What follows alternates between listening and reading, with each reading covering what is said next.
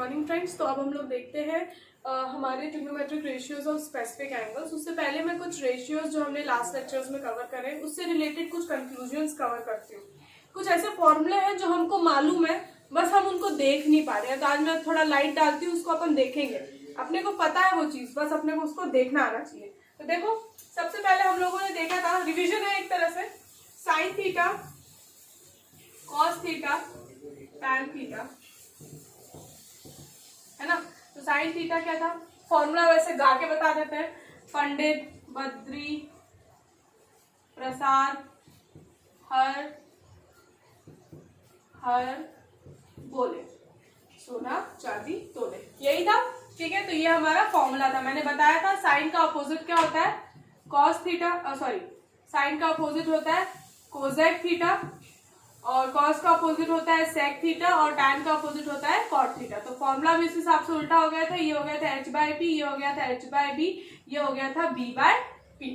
ठीक है, तो देखो, अब देखो जो मैं बोल रही हूँ उसको ध्यान से सुनना। साइन का अपोजिट क्या होता है, कोसेक थीटा। इसका मतलब क्या है, जो मैं बोल रही हूँ उसका मतलब क्या है।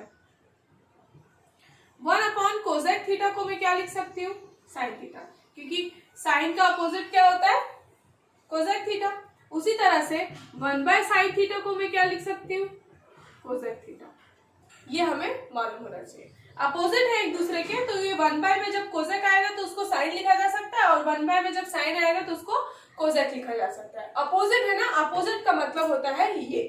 अब उसी तरह से कॉस का अपोजिट क्या होता है, सेक थीटा।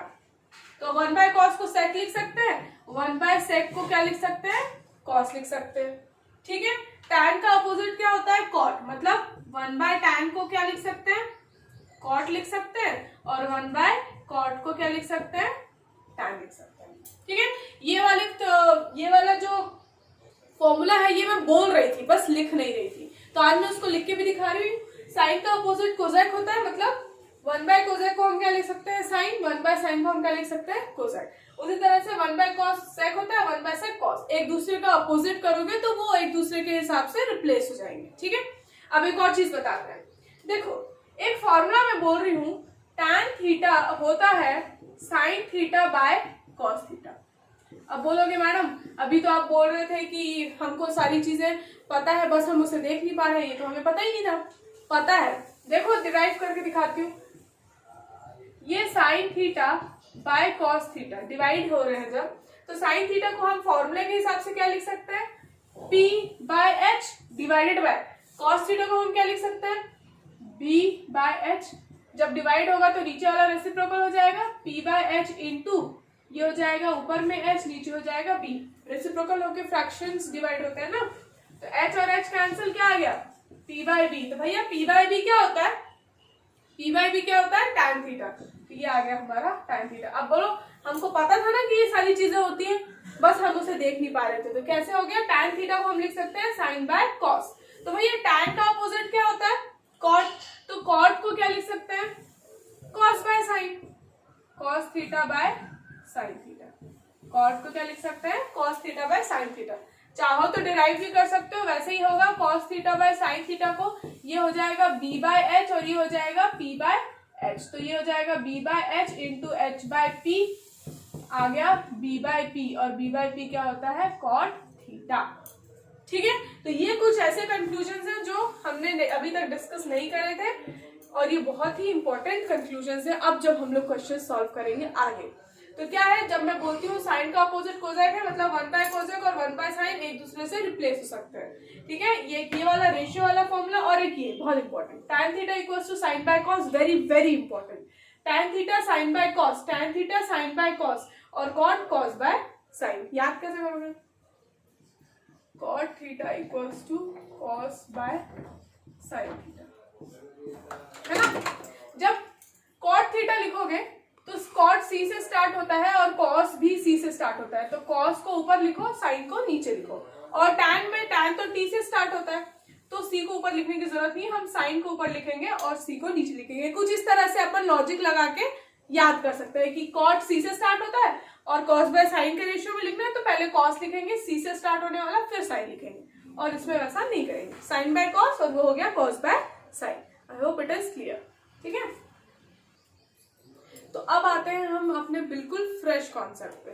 इससे पहले हमने बहुत सारे रेशियोज का पढ़ लिया, रेशियोज से रिलेटेड कुछ फॉर्मूले देखे, जैसे 1/sin क्या होता है, कॉस होता है, और कोजेक होता है, और 1/कोजेक क्या होता है, साइन होता है। उसी तरह से tan क्या होता है, sin/cos, कॉट क्या होता है, cos/sin। इस टाइप के फॉर्मूले के बाद अब हम लोग आते हैं फाइनली हमारे नेक्स्ट टॉपिक पे।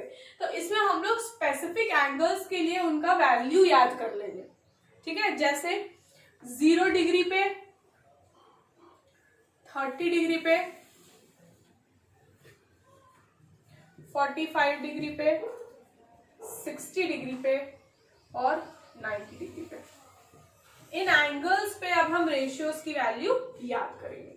जैसे साइन ऑफ ए, ये जब हम लोग लिखते हैं इसका क्या मतलब है कि हमें साइन लेना है कौन से एंगल का, एंगल ए का, इसका यही मतलब होता है। अब जैसे मैं बोलूं कि एंगल ए की वैल्यू है 60, तो हमें क्या पता साइन 60 की क्या वैल्यू है ना।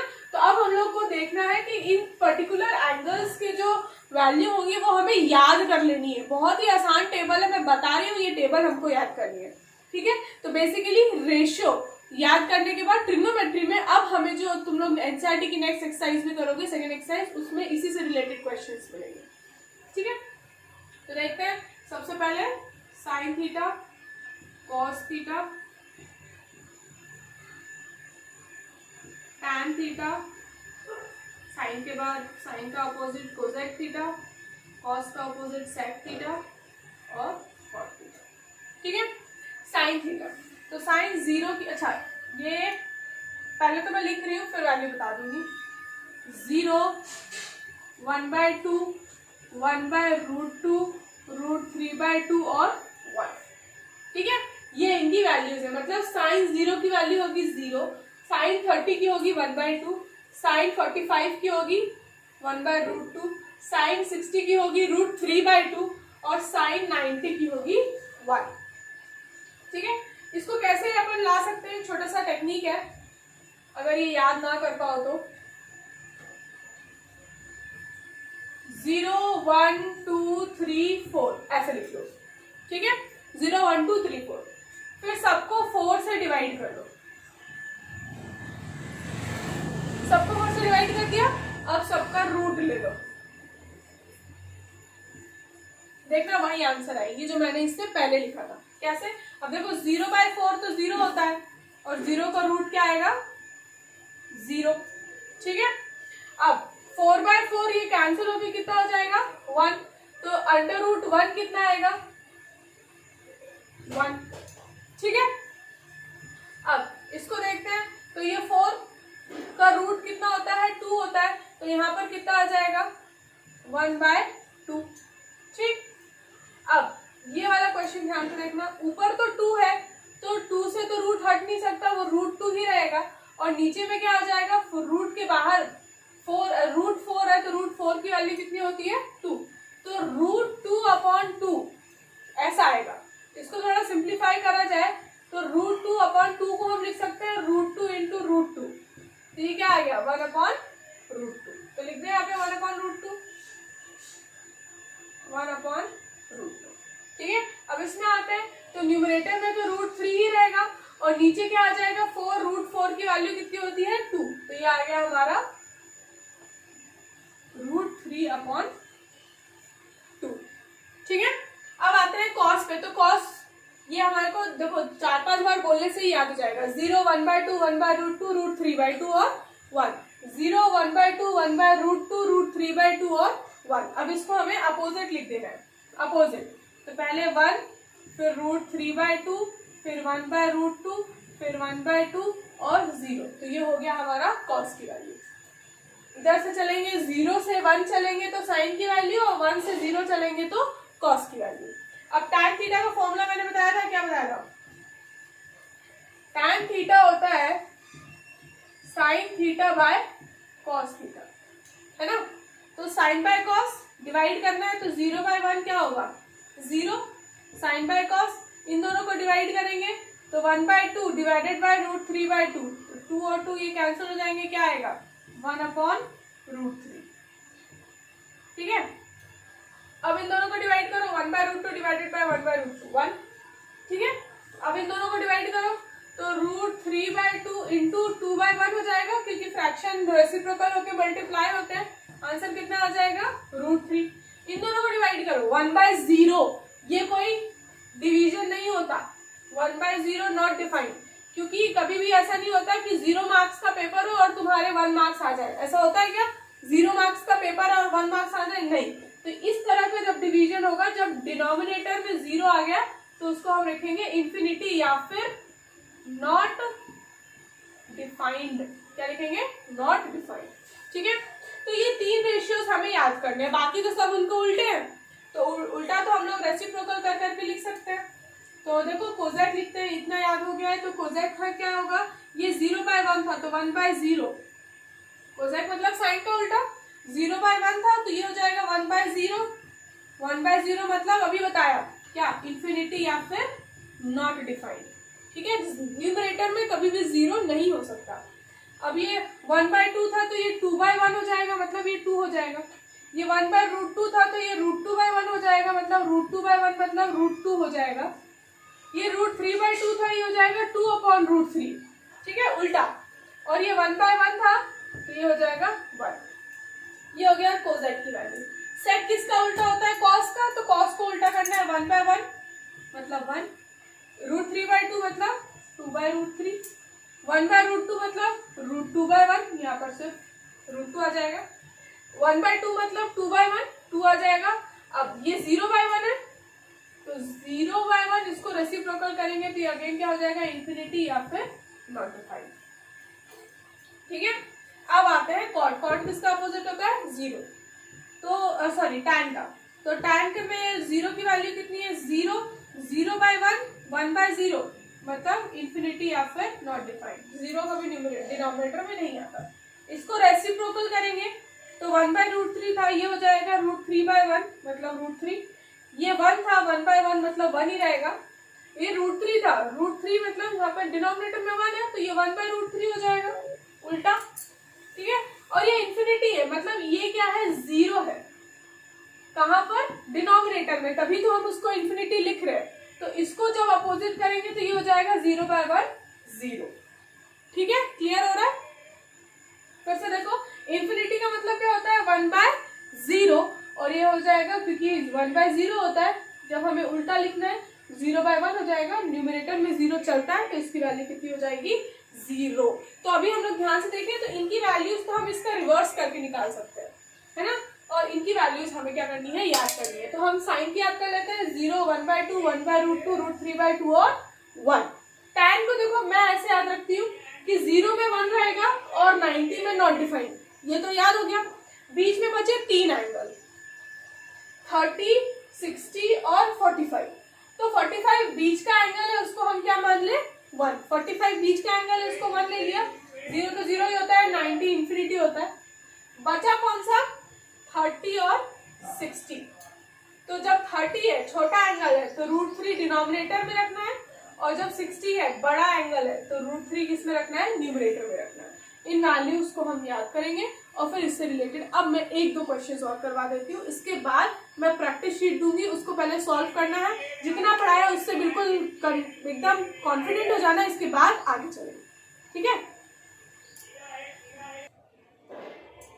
तो ये हमारा क्वेश्चन है, बहुत ही आसान क्वेश्चन है। अभी हमने वैल्यूज देखी, बस उसको पुट करते जाना है।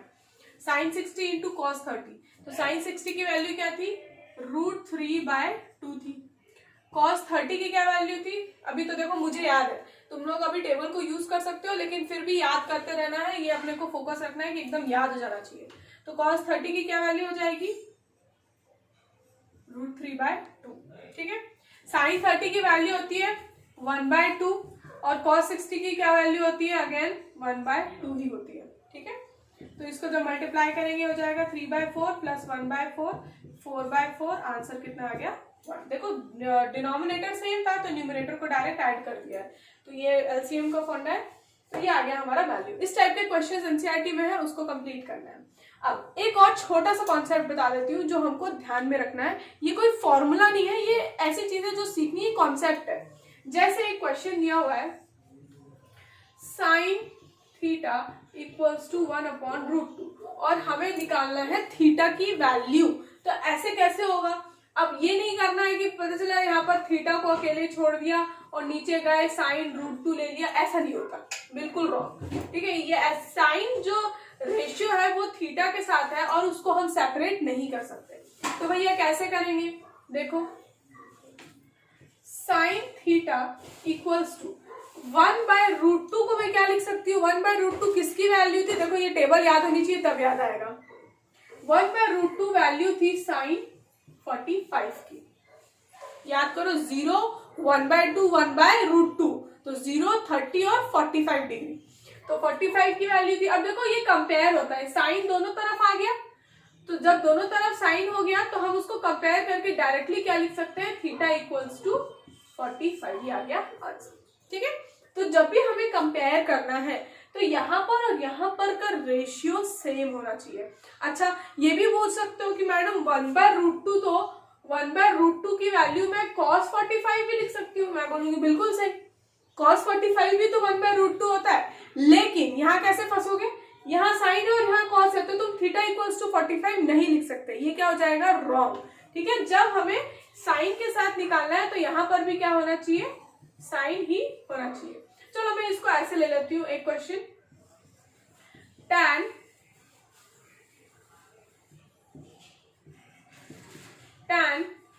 Theta equals to 1/√3 find theta. ठीक है, तो tan थीटा को हम कैसे लिखेंगे? इसको tan के टर्म्स में लिखेंगे तो ये वैल्यू होती है किसकी? tan 30 की। अब इसको कंपेयर करेंगे तो थीटा इक्वल्स टू 30 आ जाएगा। कभी भी सॉल्व करते टाइम दोनों तरफ के tan को काटना नहीं है, ये कॉन्सेप्चुअली गलत है। हम tan को कट नहीं कर सकते, आप उसको कंपेयर कर सकते हो। इसको वैसे का वैसे ही छोड़ो, काट के अपने आप को गलत मत साबित करो। ठीक है, ये tan हो गया, थीटा इक्वल्स टू 30 आप नेक्स्ट स्टेप में डायरेक्ट लिख सकते हो।